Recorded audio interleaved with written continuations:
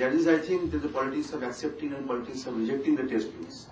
And I want just some reflection from on that particular episode.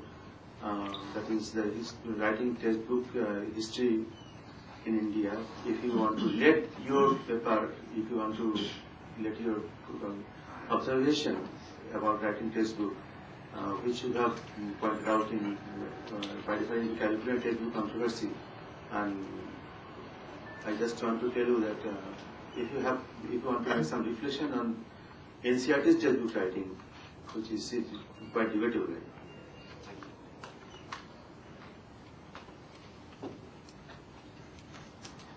Well, thanks for all your questions.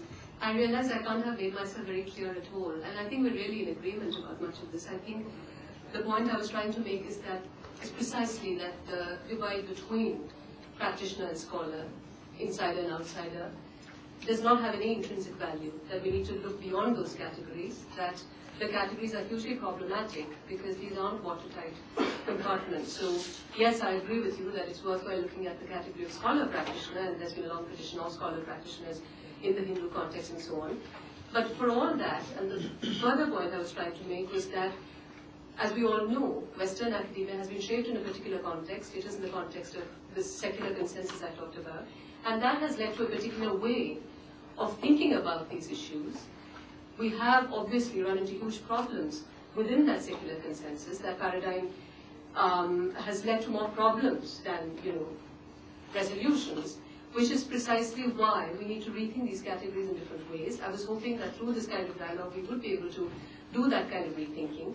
But having said that, what I also wanted to emphasize was that however much we might try and get away from these categories, they operate as political forces.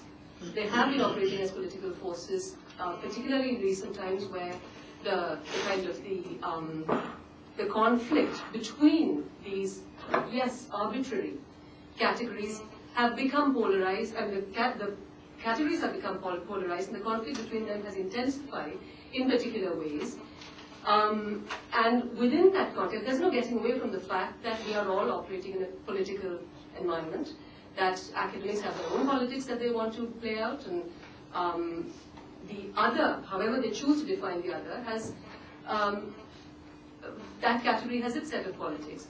And what I was trying to do here, and I think Deepa was doing a similar kind of exercise, is trying to see how these categories then come to be deployed. I'm not saying these categories have intrinsic value. What I'm saying is they come to be deployed in particular ways in particular contexts. The process of othering takes place in particular ways in particular contexts. And in the within the frame of reference of this project, I think what I was trying to particularly draw attention to was how, when we look at public representations of Hinduism, how the fault lines then have tended to develop. And the fault lines indeed have developed. On one hand you have scholars presenting one kind of representation of Hinduism, which is at loggerheads with other kinds of representations, and we really need to look at why this is happening and how the politics have played out, how they are playing out, and whether there's any scope for diffusing this kind of tension.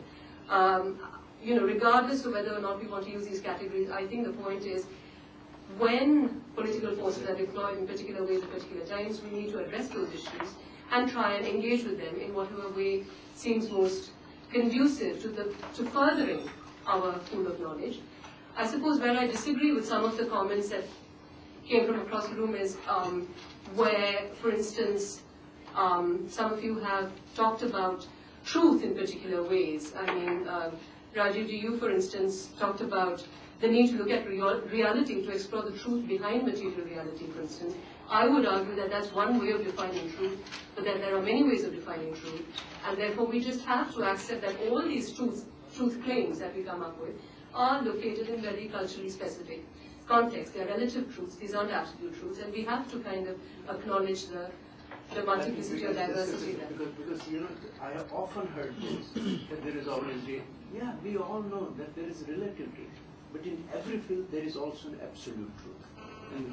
And the relative truth is only our assistance for charting our course towards ultimate truth.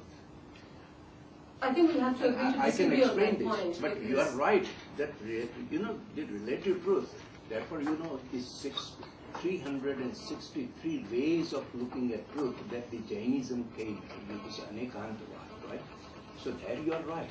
But there are three types of truth: absolute truth, relative truth, and also practical truth. May I actually respond?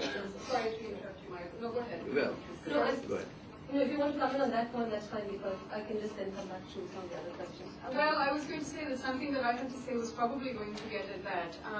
I actually think that that's an important comment that you made about Shankaracharya also being a scholar of Hinduism and so on and so forth.